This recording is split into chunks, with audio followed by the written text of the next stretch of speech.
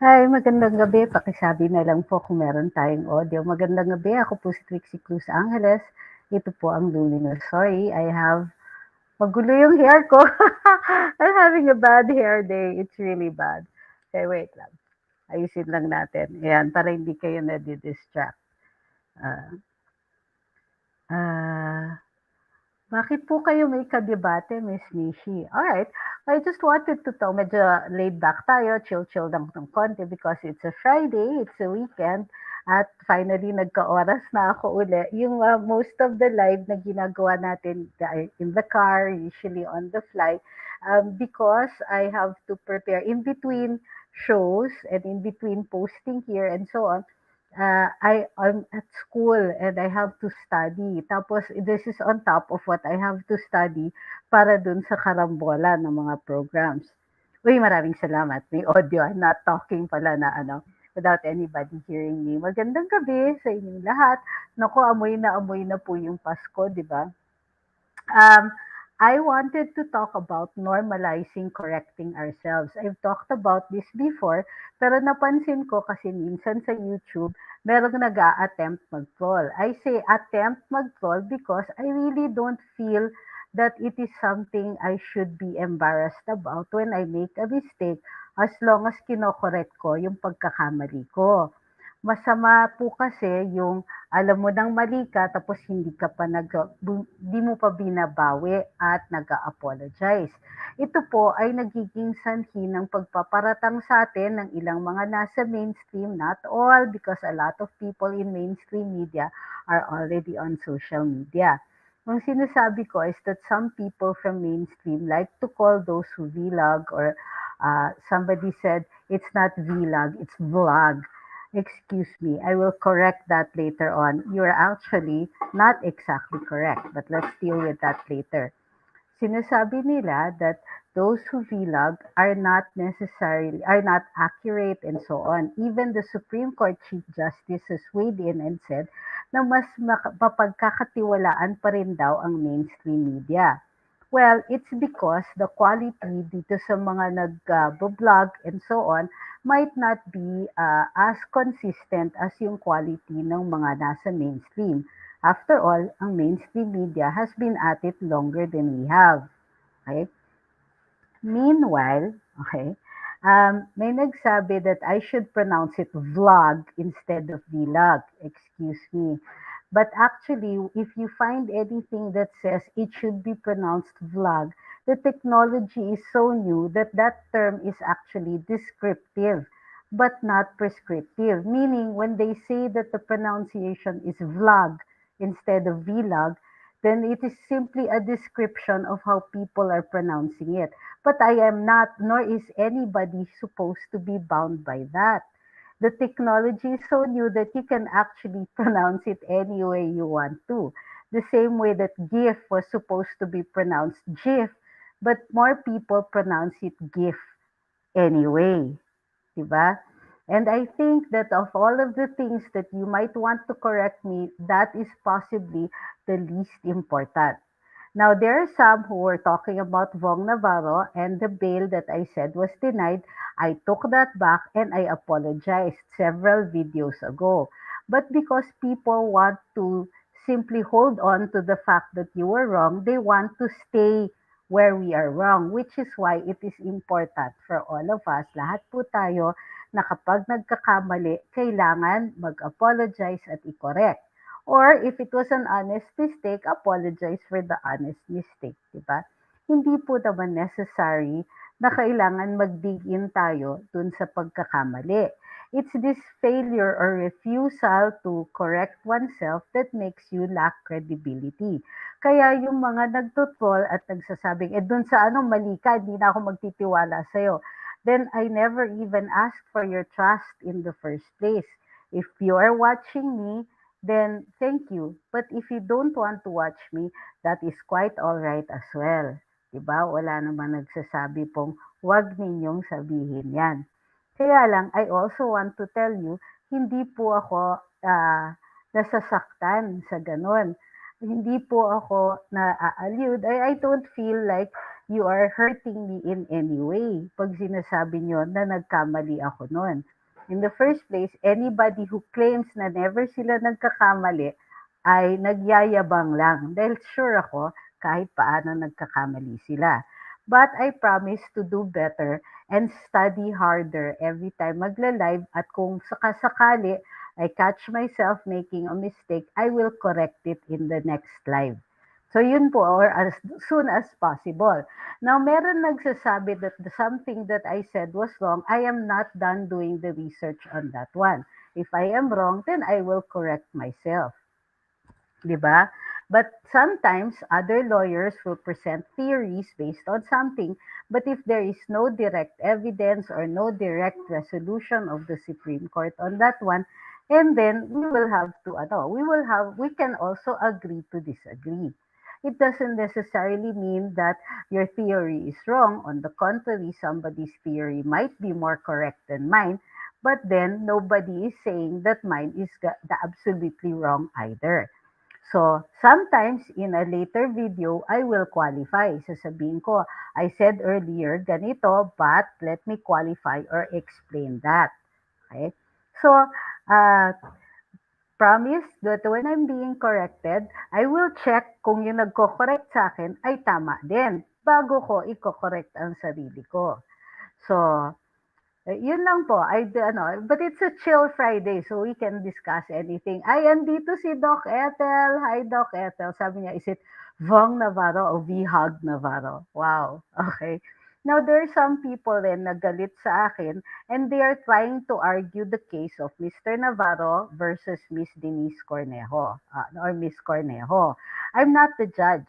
You can tell me anything, but unless that has been entered into evidence, neither the facts that you present nor the conclusions that you make will make any difference to me. Kasi ang magdi-decide niyan ang judge. What I present here is based on my knowledge and my study of the law and the jurisprudence. So kahit sabihin ninyong ilang beses niya tinawagan tapos nagyayang makyat, therefore na-rape siya and so on. I will not make the same conclusions as you, but you're free to make that conclusion or to posit your own theories because that's part of the freedom of speech. Diba? Huwag niyo lang i-insist na maniwala ako sa inyo. Kasi, base dun sa aral na ko, at dun sa naipahayag na, iba po yung paniniwala ko. Of course, right now, everything is theoretical with regard to that case. Hindi rin dapat po kasi ina-argue yan eh. Dahil sinasabi ng Korte Suprema, yan nga po ang tinatawag na sub judice. When you're trying to convince people or you're making arguments instead of simply stating the facts. Sabi ni Ma'am Ying, ikaw lang attorney ang upfront sa erratum, yung iba patay mali siya. Yes, pero some people seem to think that that's a sign of weakness or a sign that they should not believe me. Well, nobody tries to make pilit anyway. Hindi naman namin pinipilit na maniwala kayo sa amin. Baka merong ibang mga vloggers dyan. I definitely will keep saying vlog simply because I know somebody gets ticked off with it. So, I'm definitely, so if somebody thinks that when I correct myself, that I am lacking credibility or I lose my credibility, well, it's a free world and you can make that conclusion if you want to. Sabi ni Kim Gorgeous, nagpapa-shoutout siya because it's Friday na daw in the US. Anong oras na ba? Is it after midnight? Parang nawala yata ako sa oras. And I have no idea because I forgot my phone in the other room. Hi, Kim Gorgeous. I really still sometimes don't know what to do when people say shout out because sometimes I feel the need to shout because you see the word shout. Sabi ni Michael, naka-timing uli ako sa live. Yay, marami akong natututunan. Sabi ni Dudes, nobody's perfect. Okay lang magkamali basta marunong itong harapin at tanggapin. Yes, but also I think that we should stop trying to punish people who acknowledge their mistakes. Diba? Or that people who have already been punished should not be punished further. Halimbawa, meron ng napatawan na let's say somebody has gone to jail for whatever transgressions they have made, na pagbayaran na nila yung kanilang tinatawag na debt to society, yung utang nila sa ating people of the Philippines na bayaran na yon. And so, we must give that person another chance. Nobody's asking you to believe them. Nobody's asking you to trust them. But as far as the law is concerned, bayad na po sila. Unless meron pa silang utang dun sa family in the form of damages. Ibang usapan yon. Okay? Sabi ni Ma'am Emily, pareho tayo ng time dito sa Western Australia, which means it's 10:25 p.m. 26 na pala. Ito, shoutout naman kay Ma'am Erin. Parang sometimes I feel the need to shout, kay who is in Seoul. Advance Merry Christmas po. Sabi ni Angelito, nagpapa-shoutout din siya sa Angeles City. Sabi ni Ma'am Louise, 10:26 p.m. po dyan kasi delayed kami ng 6 hours dito sa Romania. Oh, Romania, I want to visit that place. Yan yung mga nasa bucket list ko. And Alberta, Canada, parokya ni Arago, says shout out yun po. Angeles City, si Angelito. Sabi ni John Roy, actually by correcting oneself, mas nakaka-boost ng credibility. Knowing that careful sila sa binibitawan nila. Kahit sa court, the court sometimes allows somebody to correct themselves. That's true. Okay. So, may mga nagsasabi, when somebody says, no, I think you're wrong because you, in this case, so and so, I have to read the case.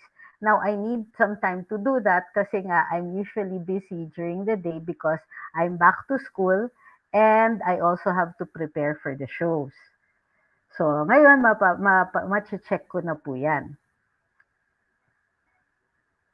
Did you know I discovered something? The irony, an ironic thing, is that for both Tulfo brothers, Senator Raffy Tulfo and Senator Erwin Tulfo, were both sued by the same person, a certain attorney So, for libel. Pero dun sa napataw kay Senator Raffy, absuelto siya, but Secretary Erwin, hindi po siya absuelto. Yun po, yung crime involving moral turpitude niya, yung 4 counts of libel. It seems that it was the same person. Yung decision of Senator Raffy came out in 2021. So, sabi ni Michael, ano pong ibig sabihin ng mga merito sa kaso na bawal daw pag-usapan dahil sa subjudice rule? Okay. Well, according to the court, you don't discuss the merits of the case. Meaning, well, normally kasi pag may nag-uusap, kunwari, you don't say ganito yung nangyari when only the prosecution says that. So, it's not yet an established fact. Kasi the reason you go to trial is to establish the facts and to establish what law will apply to that. So, pag yung discussion natin ay as if yun na po yung totoo, yan po ay posibleng makaviolate ng subjudice rule. Pinagbabawal ng Korte Suprema, which administers to all the courts, sinasabi ng Korte Suprema, kung yung discussion intends to persuade other people of one side over the other, then that is an argument that is barred by the subjudice rule. Pero kung ang usapan ay factual lang, halimbawa, the prosecution says this, the defense says this. Factual yan. Kasi sinasabi naman nila yon. Pero we don't say na so and so committed this crime because the purpose of the trial is to establish whether this person actually committed the crime or not. Medyo manipis. Now, not all discussions, the court will not take cognizance of all discussions. Ibig sabihin, hindi lahat ng hukuman at hindi lahat ng kaso papansinin ng hukuman. Hindi po lahat ng bugso natin sa social media ay papansinin ng hukuman, pero pagka binanggit ng isang abogado ang isang ah, journalist, commentator, vlogger, um, sa hukuman and asks for the court for an order saying na tama na yung pagkaganyang argumento or ganyang pananilita, then it's possible for the court to cite you. By cite meaning punain kayo.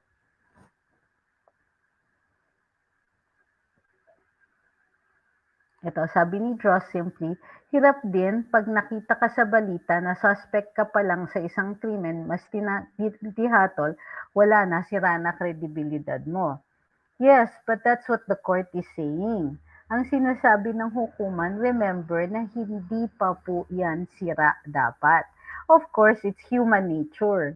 Lahat tayo iniisip natin, aha, probably did this. May mga instances pa nga na may video. However, that even if there is a video, let's say, of somebody shooting another person, then it doesn't still necessarily mean that person is guilty. Baka may defenses pa. That's why there is a trial. Hindi po, yung iniisip kasi ng ordinaryong tao, aha, nakita ko sa video, binaril mo itong taong to. Therefore, mamamatay tao ka, you're guilty, and so and so. And they'll say, bakit pa maghihiring? Diretso na yan sa kulungan. Hindi po. Unang-una, ginagarantiya ng ating saligang batas yung due process. You cannot take away life, liberty, or property from a person kung wala pong due process. And due process here means a trial. Now, the trial will first assume na ikaw, na akusado, or whoever the, not you, whoever the akusado is, yung presumption ay inosente yan. So, maghihintay yung hukuman, pipresentahan sila ng ebidensya, and let's say there's a video will form part of that evidence. Now, on the part of the defense, pwede nilang sabihin, hindi nakuha sa video yung mga ganitong facts. For example, merong tinatawag na mistake of fact. So, there's a certain case where maraming mga break-ins in the neighborhood. May mga violent break-ins yan. So one time, itong guy, let's call him Achong, was in his home, may kumakatok. Tapos sigaw siya ng sigaw, sino yan? Tapos kinakatok sa bintana and so on. So dahil naaalala niya na merong mga umiikot-ikot dyan at may breaking into homes, natakot siya. So he rushes out and he stabs the person who was knocking on his window or his door. And it turns out it was a friend of his na niloloko lang siya, binibiro siya. This was a mistake of fact kasi given his mindset, given the antecedent circumstances, yun po ang naging dahilan kung bakit niya sinaktan yung kaibigan niya at napatay. So, the court took that into consideration. So, in many cases, ang nangyayari is the court will either mitigate it or say na you really thought you were defending yourself and so on. So the court will decide also based on other circumstances that may not have been evident in whatever it is you saw. That's why dati, di ba, meron yung mga yung tinatawag na road rage guy na merong pinatay, nagtataka yung mga tao, bakit mo didepensahan yan?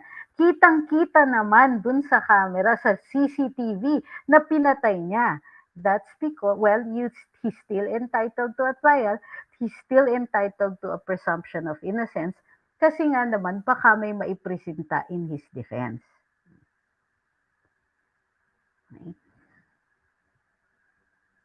Okay.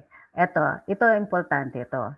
Sabi ni Don, si Raffy Tulfo po ata ay convicted sa libel case, sources Philstar News in 2019. So ang gagawin ko po, because I didn't have time to look at all of Mr. Tulfo's cases, I did see the one that was decided in 2021. I haven't seen the one in 2019 yet, although inumpisahan ko na po siya. Ang problema nga is, I cannot trust you. You're a secondary source. Hindi po, right now, what you're telling me is still hearsay. So, babasahin ko po muna yung kaso. Bago ko masasabi sa madla na, yes, final na po. In the meantime, if you have other sources, then you feel free to say that he has in fact been convicted by final judgment and it has been approved. My shortcoming na lang po sa aking audience is that I have not had time to actually look at it myself.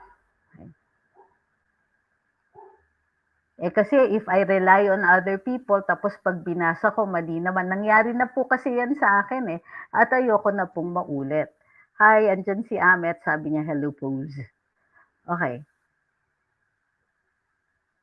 Eto sabi ni Lito, "Seryo, tama ka kasi kailangan din ma-establish kung bakit niya binaril o nabaril yung tao."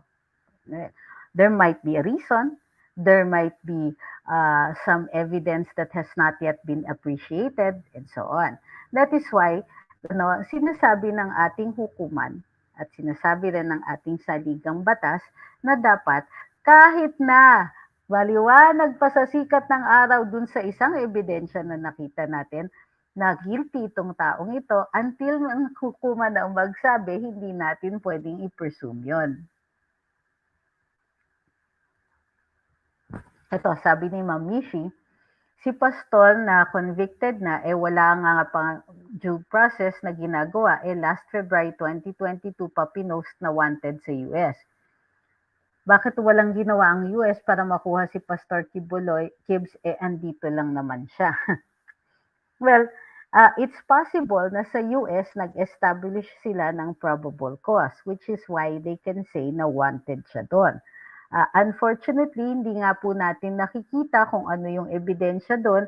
The US Embassy embassy ba? Basta, the US Treasury issued a statement saying na wanted siya for possible human rights abuses, supposedly for trafficking even minors.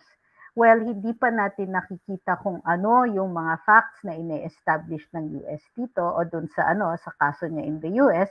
So right now, we can still presume with full good faith that he is innocent because he has not yet been proven guilty by a court of competent jurisdiction.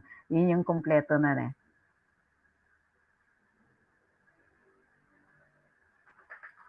Michael asks kung anong tips ang bigay sa gustong maging abogado. College student siya pero di policy related ang course ko. May oblicon siya ngayon kaya parang gusto niya. Well, one thing I will tell you is that you will have to love reading because you will be reading a lot in law school.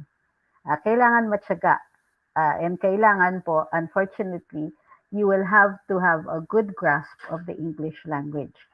Kaya natatawa ko minsan dito sa mga tao, minsan magtutol sa akin, sasabihin, bakit ka nag-English? Filipino tayo. I would like to point out that English is still an official language in this country and is in fact still used as the language of the courts.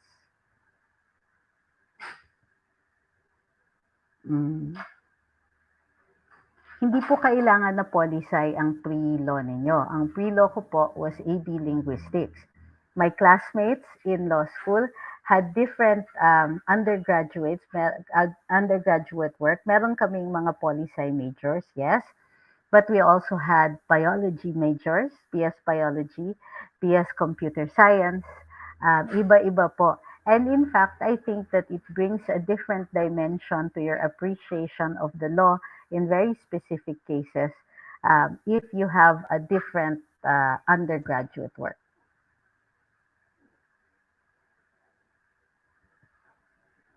Tinatanong ni Dan kung anong pagkakaiba ng justice system ng Pilipinas at Estados Unidos. Sabi ni Sec Roque, gusto daw niya ang European justice system yung Inquisition. Hindi po Inquisition, inquisitorial. Okay? Mahaba-haba kasing diskusyon yun eh. Hindi rin po inquisitorial yung sa US. So, let me check what is the difference between an inquisitorial system. Inquisitorial system in civil law means that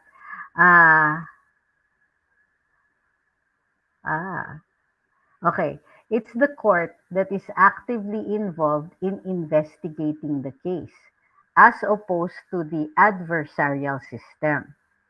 Okay, ulitin ko po yan. Ang sistema natin, katulad ng sa US, adversarial, meaning there's a prosecution and there's a defense. So each side will argue their positions and the judge will decide what the truth is between the two of them. So the court is passive. Kung ano ang ebidensyang prinisinta dyan, dyan sila magdi-decide at base dun sa paglalabanan ng dalawang panig. In an inquisitorial system, yung court po mismo involved din sa pag-iimbestiga in finding out what the facts are.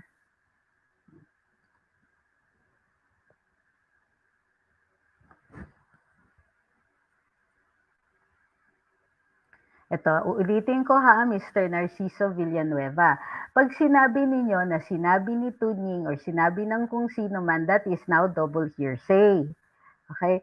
So, titignan ko pa po. Huwag niyo naman po akong pilitin na sabi na, until I see it for myself. It is fine. I'm not saying that they are wrong. I'm just saying that I cannot confirm it because I have not read the case. Bakit niyo ba ako pinipilit? Yun nga po yung gusto kong tanungin sa inyo. Bakit kayo nagpipilit? If I don't want to until I have seen it, I would be able to give you a more accurate answer.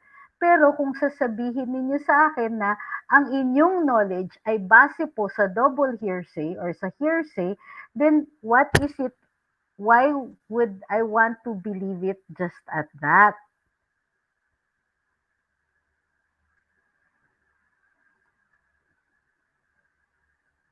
O tapos magtatanong ka sa akin, magpipilit ka ng certain facts that I have not yet read, tapos magtatanong kayo sa akin. Akala ko ba hindi kayo nagtitiwala sa knowledge ko? Seriously.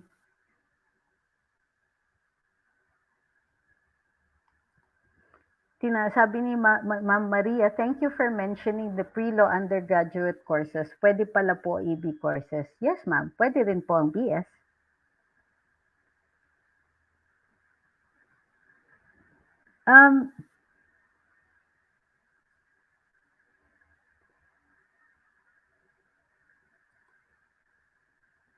Isa pang pagkakaiba dito sa US, may jury. Ako mismo, twice na nag-jury. Hindi po kasi lahat ng cases sa US ay determined by jury. However, you are right, that is one of the major differences. In the US kasi, there is a right to a jury trial na sa Bill of Rights nila. Wala po yan sa Bill of Rights natin. Dun sa ating tinatawag na mga proto-constitutions, nung ang US po ay nagdi-design ng justice system natin, naggawa sila ng mga proto-constitutions, yung mga Tidings-McDuffie Act and so on. Ito po ay nilagay nila yung mga basics na magiging bahagi ng ating saligang batas, which later became what we call the 1935 Constitution. At doon, so nung dinidecide nila which rights were going to be designed, given, quote-unquote, they didn't give us anything, would be recognized for Filipinos, they did not include yung right to a jury trial and the right to bear arms. Yung right to bear arms kasi nung time na yun, uso pa yung tinatawag nilang insurrection, but which we called war. What we call the Philippine-American War and what they called the Philippine Insurrection. Dahil meron pa pong ganon at unstable pa, they did not want to give us the right to bear arms.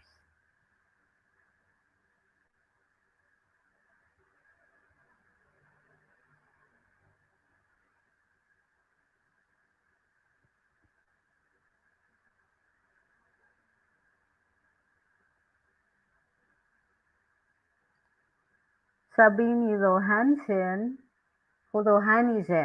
pwede po ba gawing legal yung marijuana pero doktor lang ang makakahawal nun? Kasi sabi ng iba, gamot daw yon sa ibang sakit. Di ko alam, parang sa cancer daw pwede. Well, ang sabi nila, it is for pain management and in certain instances provides relief for certain diseases or conditions. Um, Pagka ginawa po yung batas, kailangan amyendahan po kasi ang ating Dangerous Drugs Act. Sa ngayon po, illegal pa po siya. So, it will require legislative action. Sabi ni Nosai, do you think we are ready for a jury system if in case they amended our constitution? I'm not sure. It has pros and cons. One of the biggest cons is that it's very expensive because sometimes when you impanel a jury, kailangan ilalayo niyo sila. So, you will have to house them someplace until matapos yung hearing. And in those cases kasi, tuloy-tuloy, continuous yung trial nila. Dito, although continuous ang trial, it's not exactly the same na halos yun lang po ang dinidinig ng hukuman.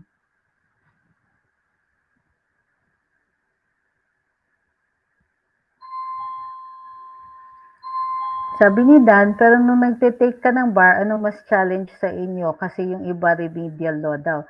Well, remedial law is procedure. And yes, that is a difficult subject. I think I got a B in remedial law.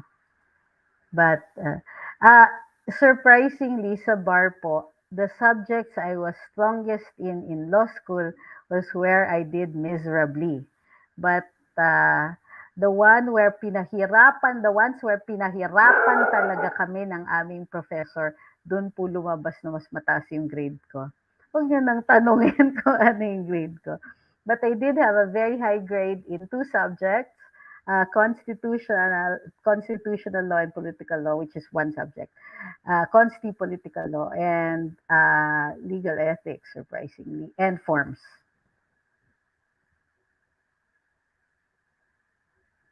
Sabi ni Andres Lee, nakakamiss lang talaga yung mga senador na talagang gumagawa, nag-amend ng batas. Ngayon medyo iba yata.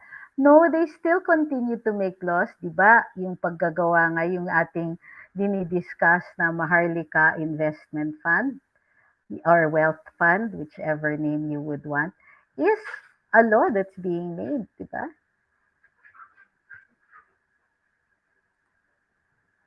Sabi ni Maming, siguro dapat may company muna to handle the proper preparation of the marijuana para lahat ng details established at maging precise din dispensation ng doctor at malaman din yung limits.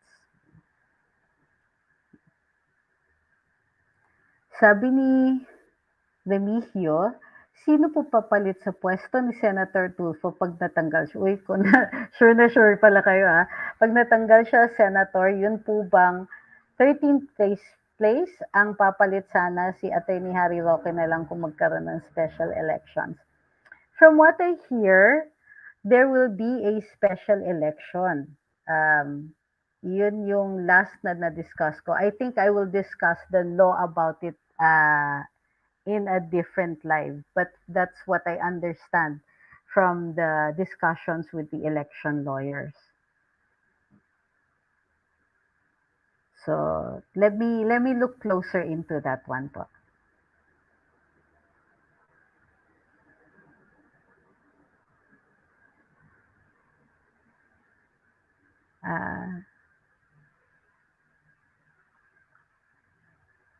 Daming nagpipilit talaga, oh. Sabi ko, I will look at it myself.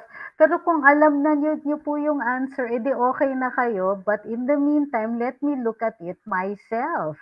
Huwag niyo naman akong pilitin. Bakit may namimilit?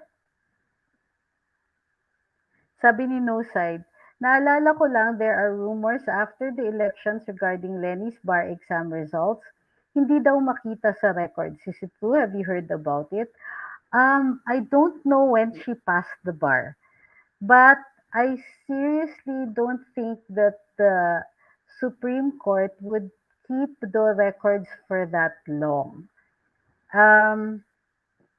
Other than that, actually,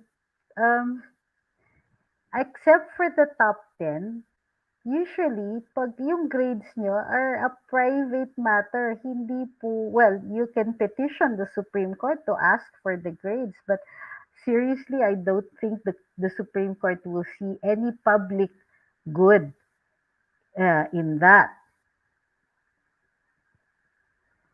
Sabi ni Kit, is Arellano University a good school to continue my law proper? I am a former OFW but wanted to pursue law. I finished my Bachelor of Arts in Economics degree. Mura ba tuition doon? Hindi ko po alam ang tuition sa Arellano, but I do know that it is a relatively good school, especially since yung time kasi ah in yung mga 2000s and so they were getting a lot of professors from UP and Ateneo and other good law schools and so I think that yes, it is a recommendably very good law school as well.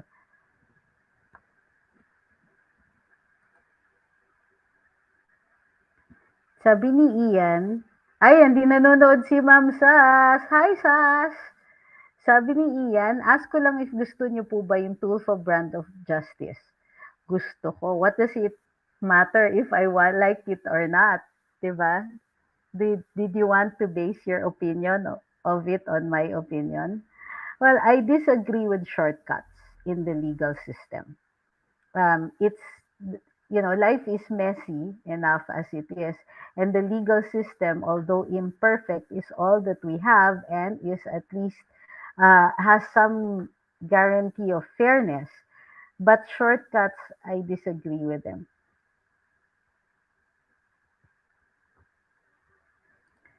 Sabi ni Flavie, wala na po ba tayong magagawa dun sa construction sa Santa Ana, Manila? Nakakagalit. Ay, lungkot naman po kasi. Ah, kasi it's when the agencies do not act. So I think that you can actually file a complaint. Noong kasi, if Santa Ana is declared heritage zone, and the buffer zone is declared, any person can claim to be a stakeholder. Kasi kung national cultural treasure, it is the entire country that is affected by the loss of the heritage structure. So you can file a petition for the issuance of a cease and desist order with the NCCA. Although I understand that if not the NHCP, the NCCA has in fact issued a cease and desist order. The problem is that the construction company might not respect that and it will have to go to court.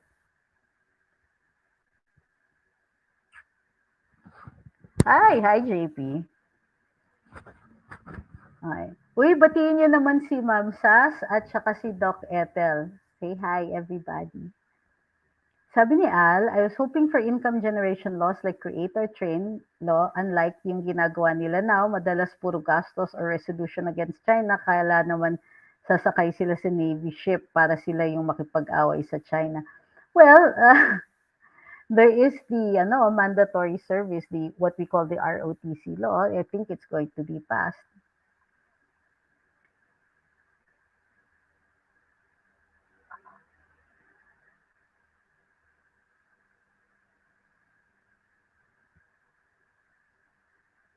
Hi kay Buela Design. Ay, may statecraft ba tonight? Di ba bukas ang statecraft? Hello, Miss Sas. Bakit po wala na akong makitang live nyo sa FB? Hala. Ako nga po naka-warning FB account ko kaya puro BTS lang ang napopost. Grabe. Sige, tanong naman sa iba. Sas, narinig mo yon, kulang daw ang mga live mo. Nami-miss ka na daw nila.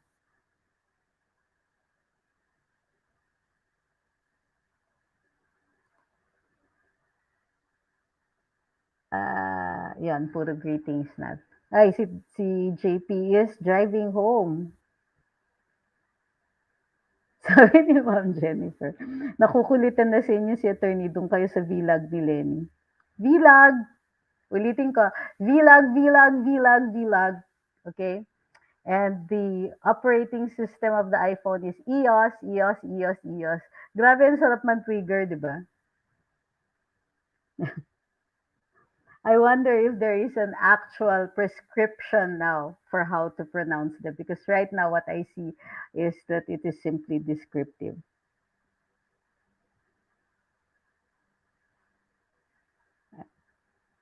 Okay. Anything else that you want to discuss? Meron akong, I think, one more. Para i-recap lang po natin. What I want to do is get people to normalize correcting ourselves. So pagka kunwari nagkamali tayo, then we should also, correct ourselves and we should not discourage that. Kasi ang nangyayari is inaano natin binabash natin yung tao nung nag-apologize na nga at nagmo-move on, nag-apologize at saka nagko-correct. So when you correct yourself, yeah, you don't even have to apologize. We all make mistakes. So it was an honest mistake. Ay, o nga pala, mali po ako sa ganito, ito po ang tama. So if you bash or if you make kulit or if you say awful things about a person who is already doing the right thing, then you are not encouraging that person to do good, nor are you encouraging the general public to do that. Now, we want to raise the level of credibility of those vloggers or vloggers who actually do the right thing and who give us quite good information. Now, this is one of those rare instances where I disagree with the Chief Justice of the Supreme Court. Fortunately, he was making statements in a press conference na sinasabi niya it is still mainstream media that is the credible source of information, which I think, well, we have to hand it to the Chief Justice. I know that he doesn't get out much, and I don't think that he is on Twitter or on Facebook very much. Now, the Supreme Court does have a Twitter account, and I follow that. But uh, kumbaga, there are emerging vloggers that are already acknowledged. For instance, the White House doesn't distinguish between those who simply report online and those who are backed by an entire media conglomerate or enterprise or business or a multi-million corporation. Na we're hoping that at some point it will be the same here because what is the difference? We are all being watched. And in fact, even the Supreme Court has some cases that indicate that reportage is not limited to mainstream media and that you're not necessarily, kumbaga, the backing of an entire corporation doesn't guarantee the accuracy or the reliability of your information. Well, they didn't say it that way. Erase, correct myself. Um, the Supreme Court has said that reportage or reporters, kumbaga, what is a reporter? What is a journalist? There's but it's not a case that was solely on that point. But they did mention that a reporter or a journalist is somebody who reports the news.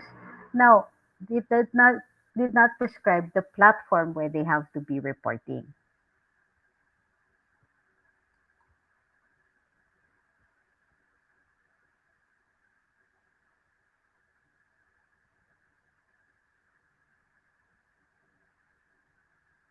Ito sabi ni Enzo Manuel, let's not invalidate the concept of growth, normalize correcting oneself, and bantayan lang whether the correction and subsequent change is genuine or just a show off for an ulterior motive, lalo na sa personalities in politics. Well, yes, that's also a good point.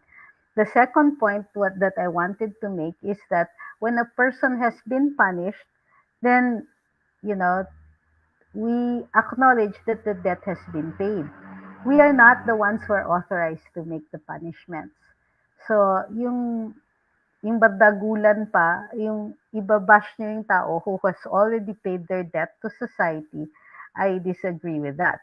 Pag gumawa sila ng pagkakamali, I think we cannot take away the fact that people will not trust, let's say, an ex-con and so on. But we don't punish them unless they do something evil again or something, no, not evil, against the law again.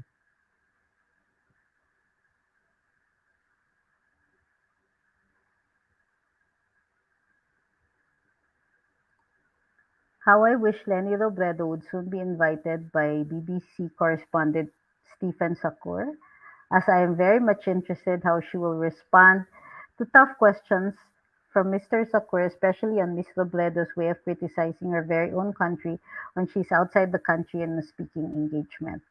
Well, we can wish, but I don't think she'll let that happen. Why would she put herself in a position where she will embarrass herself? Wait, she does that a lot.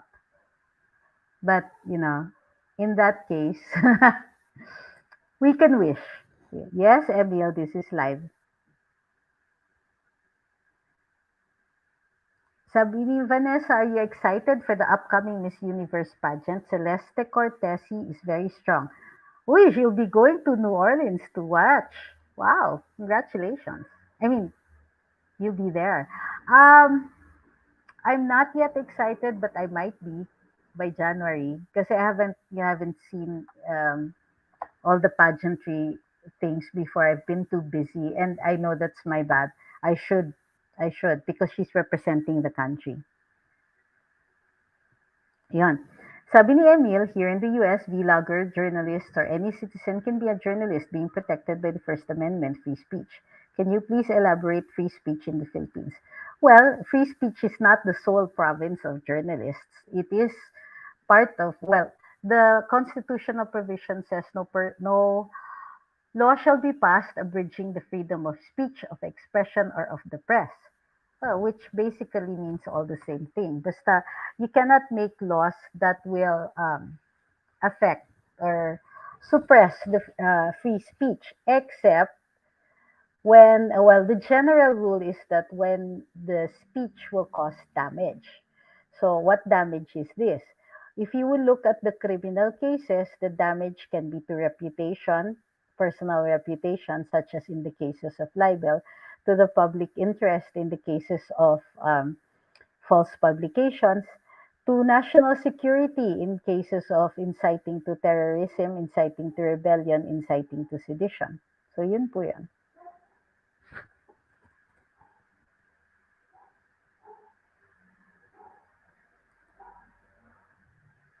Okay, let me just block somebody. There you go.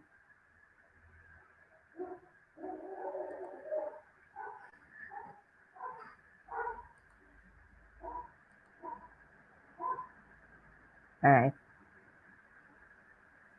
What's your take on na trans can join in Miss Universe? Thank you. Just read na baka mag-start na next year. P.S. I don't hate LGBT. Sabi ni Draw Simply. Well, I think that if the law does not, ganito kasi kami sa, I can only fall back on the law because um, I have no opinion on that. Eh. The way I see it is if they are allowed, go. Um, I think I need to hear the arguments, but in order for us kasi to make a distinction, the distinction must be germane for the purpose. So, if this is a beauty pageant for women, why would we distinguish between a trans woman and a what do you call it? Cisgendered woman, cisgender, tama? Cis woman. If there is no reason for making that distinction.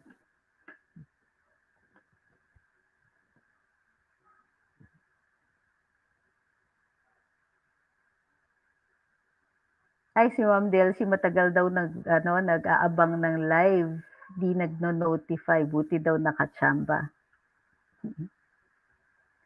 Sabi ni Yosa, I feel free speech is being controlled nowadays by politicians. Well, I think what happens is that we feel the power of certain public officials, in that sometimes the law or the law enforcers seem to be more lenient with them than they are with the rest of us. But that is true in many cases. It is a problem. And I don't know how we're going to fix that except by raising the level of education and understanding among our citizens.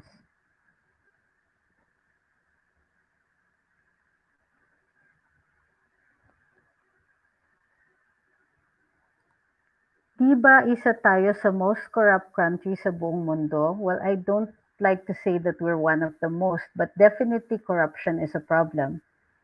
Ba't di natin higpitan ang mga empleyado sa gobyerno na kapag may kasong korupsyon, di na makakatakbo sa possession or lifestyle check buwan-buwan? But we actually do that. All public officials are vulnerable to a lifestyle check. And 'pag may kaso po ngang korupsyon at you are arraigned, then you can already be disqualified administratively or after a case from holding public office, from holding an appointive office. And if you are found guilty, then yes, you are also disqualified from holding an elective office. So, it's a crime involving moral turpitude. So, hindi, ganito po eh. I think the problem also is perception. In many instances po, ang nangyayari is that when we sympathize with the accused, we say, bakit ganun yung batas? Ang harsh naman. Pero, pagka we don't sympathize with the accused, kulang yung harshness ng batas. So I think it's really sometimes also a matter of perspective on our part.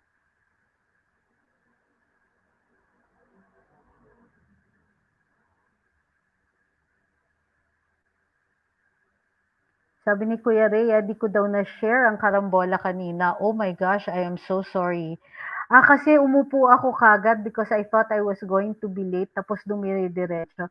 Opo, pasensya na po. Sige, I will. Ang dami pa naman nanood kanina. Alright, sige. I promise I won't forget next time. Sabi ni Arnold, dapat ipatupad ang lifestyle check yearly sa public officials. Anytime po, maaari po silang i-lifestyle check.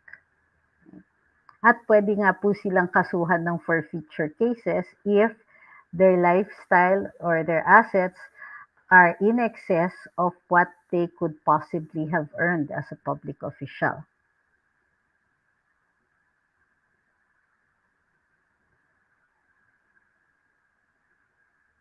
Ah, ganito po yan, ano? We have so many laws. We have a separate court just for for corruption cases. We have, uh, kumbaga, almost an entirely different system just for that, just for public officials. But part of what needs to be correcting is also how deferent, how we defer, how we treat our public officials na mararamdaman niya yan eh, na ako for example, when I got my appointment, people did treat me differently and I fought very, very, very hard not to let it get to my head, not to get used to the lifestyle, not to get used to people wanting to do so many things for you. But that is the way people, gather around a person they perceive is powerful and how lenient we tend to be with our officials.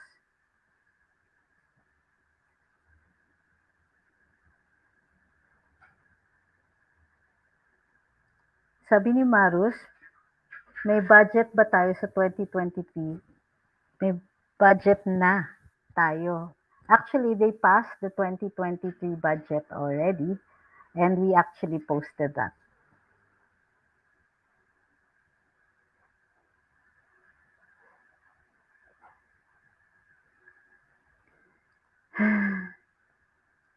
Minsan I think that some of your questions are traps because there's some things, some answers that are already formed in your minds.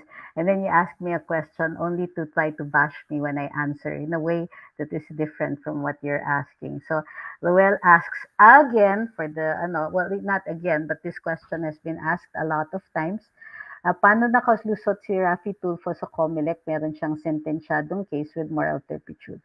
Now, assuming that his case for libel has been decided with finality, um, there were cases that were filed against him for disqualification or for cancellation of his certificate of candidacy in the COMELEC.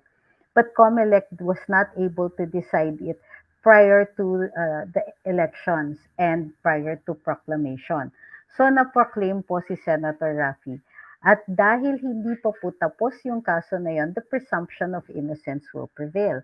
Meaning, he is presumed to still be qualified to be senator until a court of competent jurisdiction or the COMELEC declares him as uh, not qualified or having a disqualification to hold public office.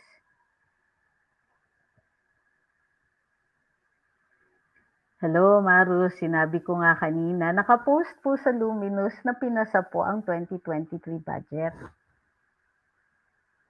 Sabi ni Vanessa, how is success measured in a lifestyle check? It's measured by your capacity to earn and the capacity of your entire family to earn. So usually the spouses, titignan nila yung kinikita ng asawa nyo at yung kinikita ninyo based on things like what you filed in terms of income taxes, uh, and your salary as a government official as compared with your, excuse me, I apologize, as compared to your assets.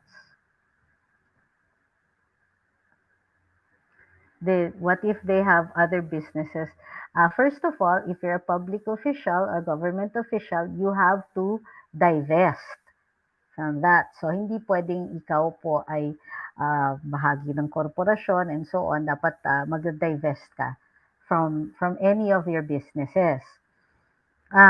But they will take into consideration the sources of income, like of your spouse, and if the possibility, for example, that you have inherited money and so on, or some of the property passed to you by virtue of something else, like succession, meaning you inherited it, may nagbayad ng utang na matagal na, nagbenta kayo ng lupa, and so on.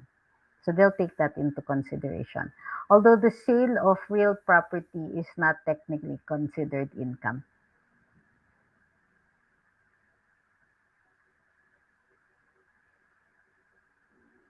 Sabi ni Ma'am Ying, if nabalik ka sa gobyerno, magiging lenient po kami sa boots at Converse, curly hair and kesong puti overload. Sana po makakomply ako sa dress code.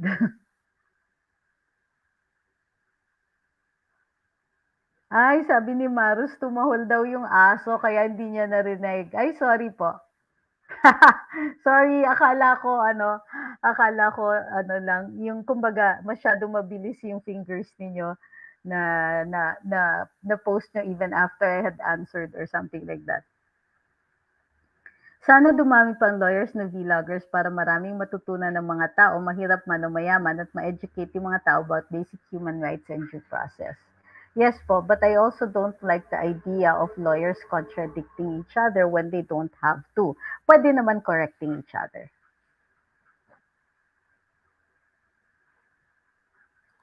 Sabi ni Jack Swong, daming pulis may sideline na business nakapangalan sa asawa. Well, that's okay.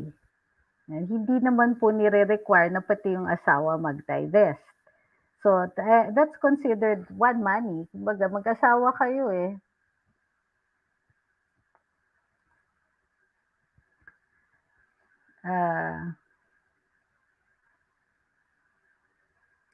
Okay, wala na po bang ibang mga tanong?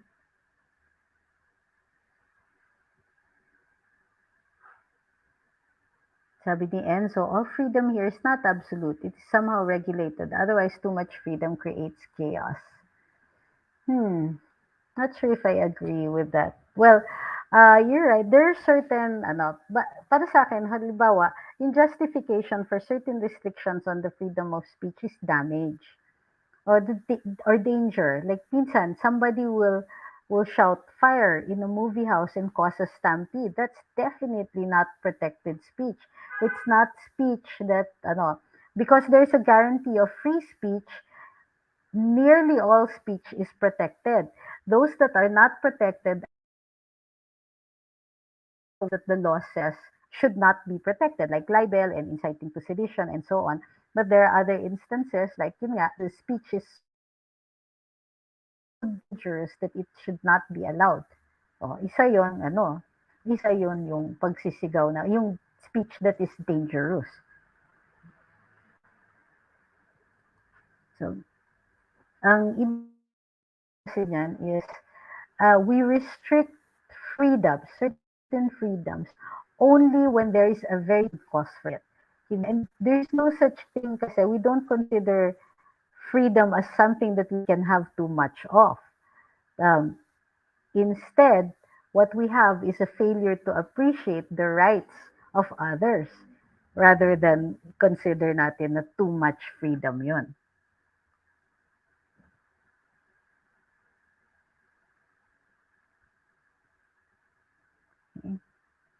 Sabi ni Jax, hindi kaya dapat may time limit sa COMELEC to decide on cases if lapsed sila mapunish? In a perfect world, but there's nothing in the law that says that. I mean, of course, there are some instances where we could definitely or should definitely demand that. And dahil nakikita nga natin the gaping holes in the rules and the law in the COMELEC, then yes, of course, I agree with that. Dapat may time limit, but will they be able to comply? Yun ang tanong.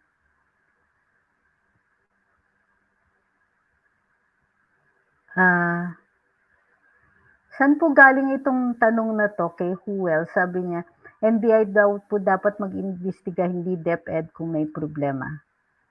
I'm not sure where this is coming from.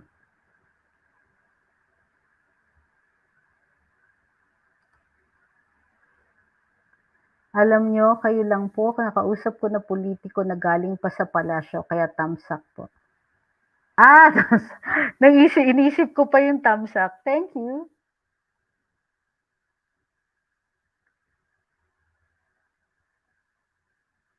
Ah, paano yung mayor na nagsisigaw sa galit against, what is BFP po, Ma'am Ying?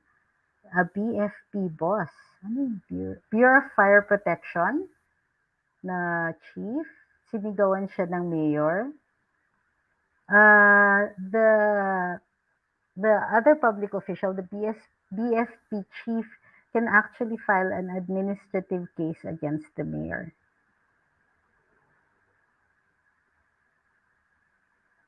Yung kay Huwel, ano po yung basis ng tanong ninyo? DepEd versus NBI, ano po yun? Are you talking about yung mga possible recruitments? Ay, sabi ni Ma'am Ying, BFP nga, tama. Okay. Pakilagyan din naman po ng konteksto yung sinasabi ninyo. Okay, kung wala, we'll discuss that at the next live. Buti na lang si PBBM naging presidente natin.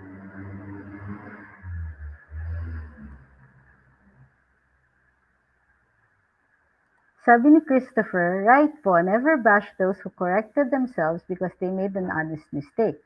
Sabi nga ni Plato, don't discourage anyone who continually makes progress, kahit mabagal lang.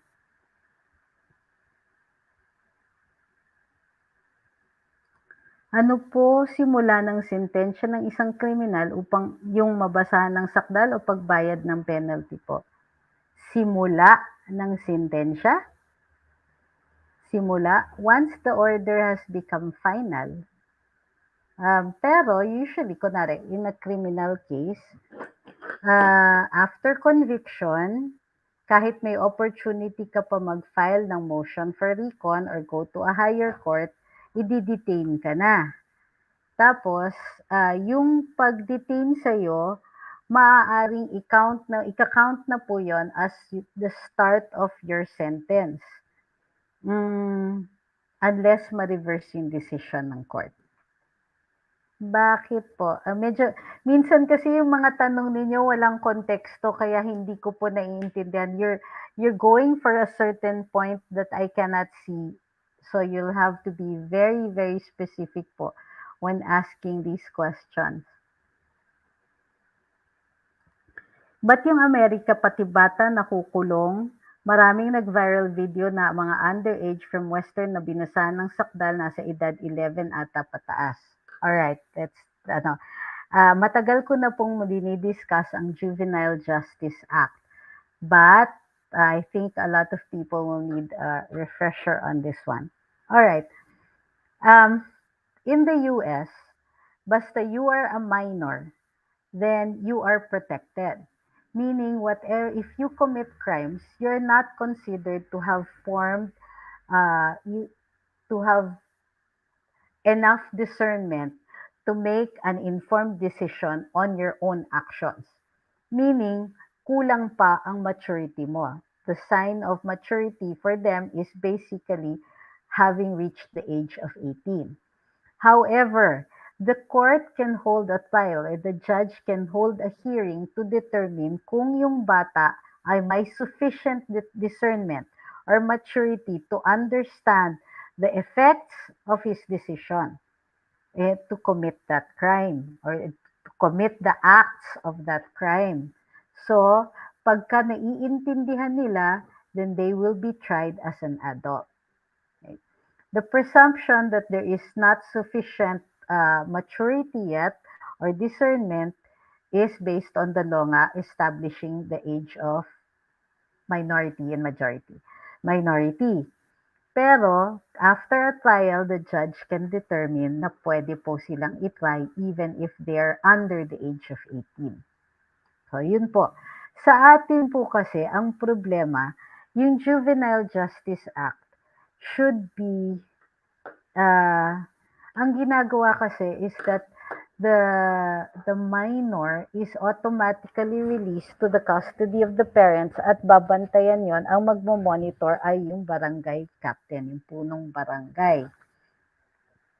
In cases where the crime is endangers other people or presents a danger to the minor child himself or is the result of a home life or family life that is conducive to committing crimes, bringing them back to their family is actually more damaging. So, pero naman pong provisions na pwede silang ilagay in what we call juvenile detention facilities or reformatory schools. Ihihiwalay sila sa pamilya nila, ilalagay sila in something like detention pero for minors, where they are going to be disciplined so that they understand the consequences of their actions. Yun po ang kakulangan ng Juvenile Justice Act natin, yung reformatory. Yun yung kailangan punuin.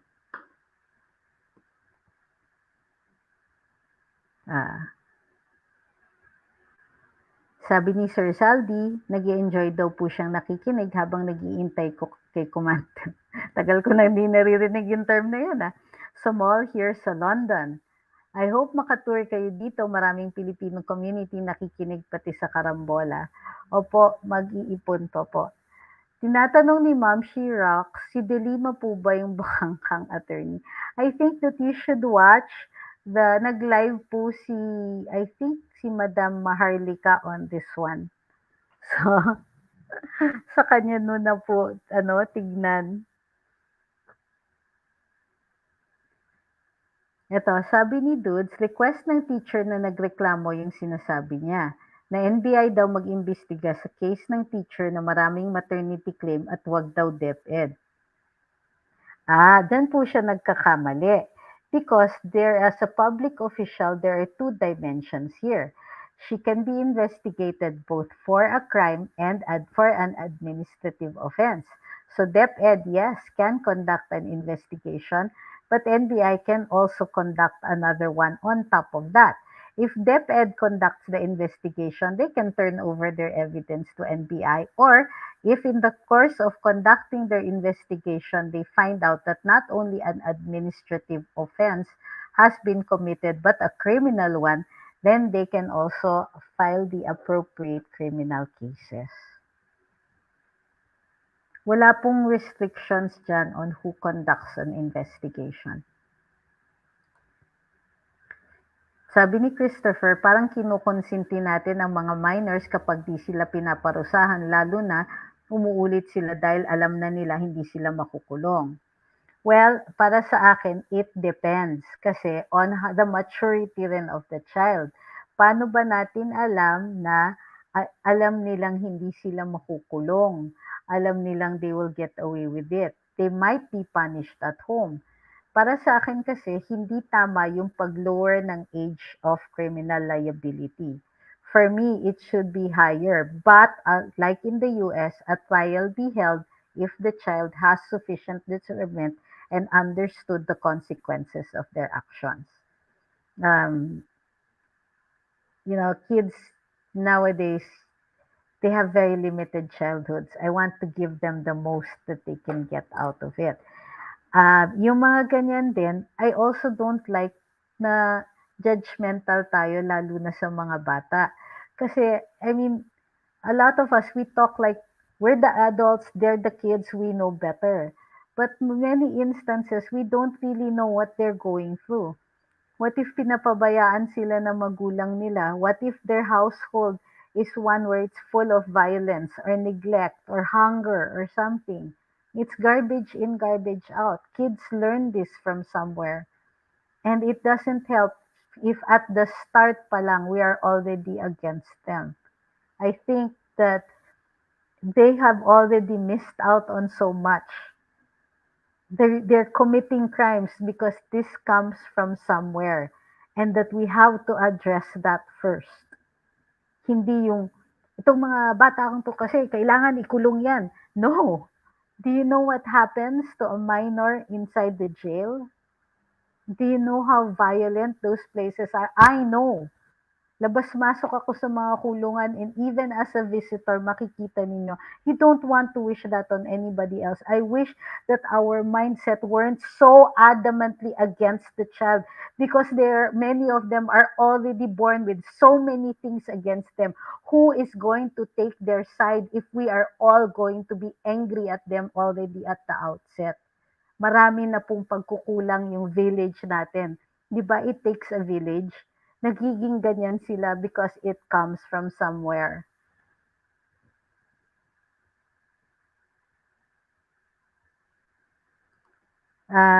Pabi asks, pwede po bang makasuhan ng libel ang RTIA pag sinabihan nilang scammer, rapist at iba pang akusasyon ang mga nirereklamo? Tsaka illegal din po ba yung bigla na lang nila live kahit di alam yung nirereklamo? Hmm. Okay. In fact, most of the cases relate to this. So yes, it is defamatory, general rule.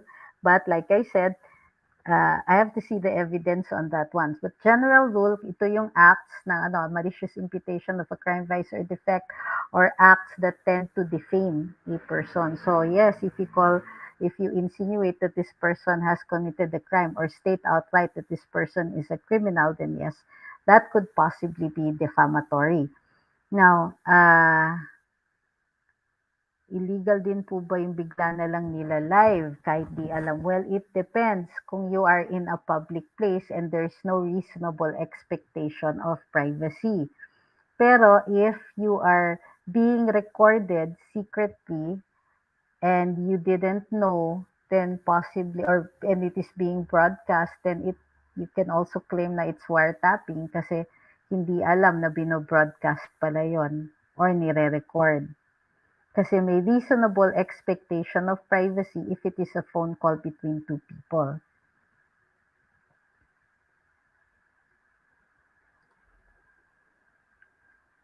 Sabi ni Joker, iba kasi ang pamumuhay ng Amerika sa bansa natin. Dun sa western countries, kadalasan doon ang krimen nila ay mas malala kaysa sa atin.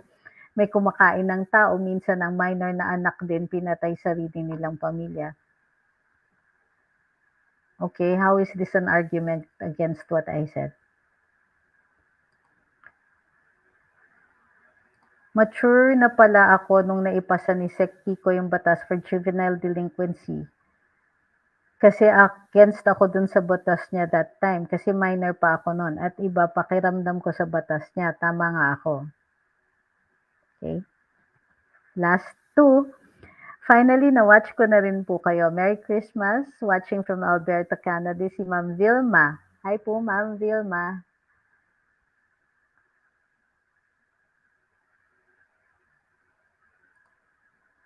Sabi ni Marus, iba naman kasi justice sa US at bawat estado, konting sigawan between parents at minor, kaya call agad sa 911. Sa atin, what do you consider will be inappropriate action of the parent to the child? yung mga madalas na sinisigawan yung bata is also verbal abuse, 'di ba? So, the courts will determine if this was a one-off deal or if this was continuous to the point that you can consider that the person has been emotionally abused, the child has been emotionally abused. Wag naman po natin i-dismiss yung sigaw as something that is minor. A child has no control over their environment, and so if an adult does something like that, they have it's easy to make them victims. Ang masakit niyan is if the verbal abuse is constant and consistent, and then that will constitute child abuse already. Sabi ni Don, yung minors, they should be taught correctly by us adults. It should be the community who helps the minors. At wag lang iasa sa public officials, teachers, and parents. Yes, I agree with that one. But that will require a level of education that I'm not sure we are prepared for yet. Dapat, inaano rin tinuturo din yan. Siguro dapat may mga info campaigns and parenting classes and all that in the barangay levels. Um, Pati yung some people think that parents have absolute dominion over their children and they don't see children as human beings. They see them as something like living toys that are still under the control of somebody else. There's one time, I remember I was very, very angry. There was this man who was, there's a street child. The parents were somewhere in the neighborhood. The child was not more than 2 years old, less than 2 years old, and there is a man, it was a boy, and he didn't have any pants on. And there was a man with pliers who was threatening the child that he was going to hurt him in a very sensitive area because he didn't have pants on. The child was absolutely terrified that I couldn't help it. I screamed at the guy. And I said, that it was child abuse and that I would call the cops on him. Nung una nagalit siya sa akin, but I said, you know what, I'm serious about this. And he said, nagbibiro lang. But what a joke to an adult is not the same from the perspective of a child. So, and the man was a stranger, huh? He just saw the kid and decided it was going to be fun to threaten him. So I think that we should also take cognizance of this, that the children are not little adults, they are children, and they see the world differently from how we do. And I think the sensitivity for this one, hindi yung kasi marami sa atin sinasabi na, hindi masyado namang woke yan. No, that's not being woke. It's bringing up kids. It's making sure we care for each other. And we care especially for the weakest members of our society. Sabi ni Kusog, may 4-piece members po may parenting seminars. Yes, I heard. I heard that. And that's actually a good development. Kaya pabor po ako dun sa 4-piece programs. It also helps kids stay in school.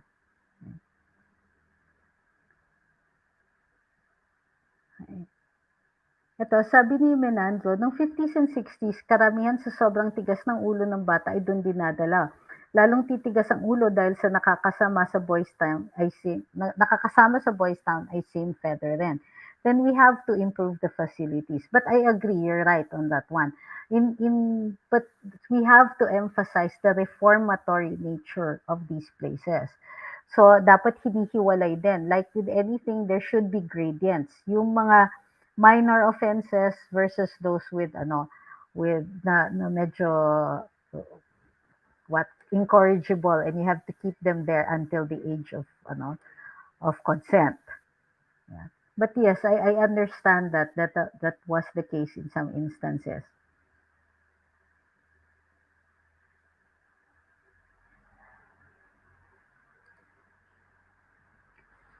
Sa sa libel po, if sinabi ng Korte Suprema guilty ang defendant, when po start ng parusa if nag-decide na bayaran na lang ng akusado po? When the case reaches finality. The court issues the resolution, it becomes final 15 days after receipt by the parties So, as to the part, kunwari, ako yung akusado, na-receive ko today, so 15 days after, yun, final na siya. Unless merong mag-file ng motion for recon. Kung tapos na po at decision ito sa motion for recon, ina-uphold na pagbayaran na lang po ng fine, then 15 days after that. But you can pay before that.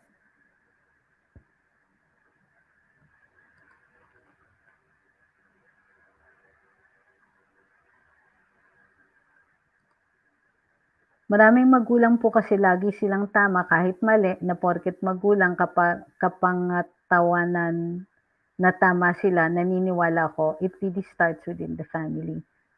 Yes, yes. So, children who are born in poverty are already experiencing the violence of that poverty. And sometimes, yung mga parents, dahil sa kahirapan ng buhay, you cannot help na maikli ang pasensya. Minsan pag gutom din, ganun din po.